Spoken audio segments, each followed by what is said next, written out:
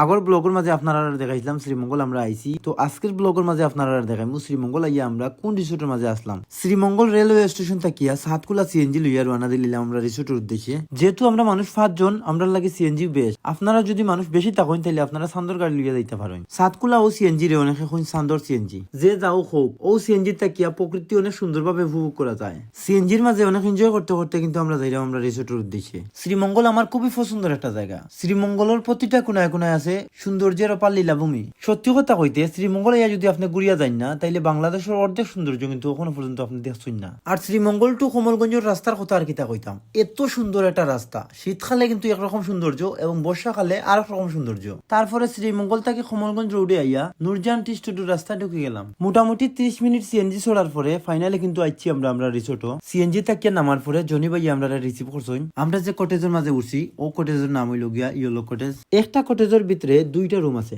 একটা হইল গিয়া সিঙ্গেল বেডর এবং একটা হইল গিয়া ডাবল বেডর। প্রতিটা রুমের লগে আছে বাথরুম এবং প্রতিটা রুমের লগে আছে সুন্দর একটা বেলকনি। যারা অ্যাডভেঞ্চারের ফিল নিতে চান এবং নির্জন নিরিবিলি একটা পরিবেশের মধ্যে থাকতে চান, তারা লাগিয়া কিন্তু ও রিসোর্টটা বেস্ট একটা রিসোর্ট। দুপুরের খাওয়া দাওয়া করার লাগিয়া আইছি এখন আমরা ডাইনিং রুমও। আর দুপুরের খানির আইটেম আছিল সাদা ভাত, ডাইল, দেশি মুরগির মাংস, আলু ভর্তা, টমেটো চাটনি আর আছিল সালাদ। তারা রিসোর্টের খানির কোয়ালিটি খুবই ভালো, খাইলে মনে হইব আপনার গরু খাইরা। খাওয়া দাওয়ার পরে আমরা পুরা রিসোর্টটা ঘুরিয়া ঘুরিয়া দেখলাম। রিসোর্টের ভিতরে আছে বিভিন্ন ধরনের ফুল গাছ, বইয়া সময় কাটাইবার লাগিয়া এবং আড্ডা দেওয়ার লাগিয়া আছে অনেক সুন্দর একটা চকি। রিসোর্টের সাইডে আছে উঁচা উঁচা পাহাড়। সন্ধ্যা 6টার দিকে রংসা খাইছি, 8টার দিকে আমরা সবে জালমুড়ি বানাইয়া খাইছি। রাত 10টার দিকে নিজরাতে বারবিকিউ বানাইয়া খাওয়া দাওয়া করছি। রাত 2:30 পর্যন্ত সবে মিলে একটু আড্ডা উঠা দিছি। এখন আমরা ঘুমাই যাইলাম, নাইলে সকালে আবার তাড়াতাড়ি ঘুম থেকে উঠা দিত না। গুড মর্নিং গাইস, এখন কিন্তু আমি ঘুম থেকে উঠছি আর এখন বাজে 9টা 5। কালকে রাত্রে সেরা একটা ঘুম দিছি। এখন আপনারা বাইরের একটা ভিউ দেখাই। আমরা সকাল 7টার সময় উঠতাম আসলাম, কিন্তু ঘুমে ছাড়ছে না করিয়া উঠতাম পারছি না। সকাল করে যে একটা কুয়াশার ভিউ আছিল, এই জিনিসটা আমরা খুব বেশি মিস করছি।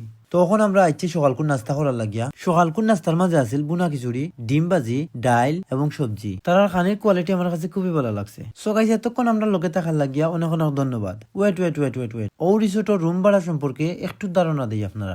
সকালকুর নাস্তা সহ ডাবল বেডের ভাড়া হইল গিয়া মাত্র 3000 টাকা এবং সিঙ্গেল বেডের ভাড়াও কিন্তু সেম, সকালকুর নাস্তা সহ 3000 টাকা। ও রুম গুলার ভাড়া হইল গিয়া মাত্র 2500 টাকা। আর ও রুমটা হইল গিয়া ডাবল বেডের রুম। রুমের লগে আছে অনেক সুন্দর একটা বারিন্দা এবং রুমের লগে ওয়াশরুম আছে। সো গাইস, আজকের ভিডিওটা আপনার কাছে কিলা লাগছে অবশ্যই একটা কমেন্টস করে জানাইবা। আর রিসোর্ট সম্পর্কে যদি কোনো তথ্য জানতে চান, তাই তার ফোন নাম্বারে যোগাযোগ করুক।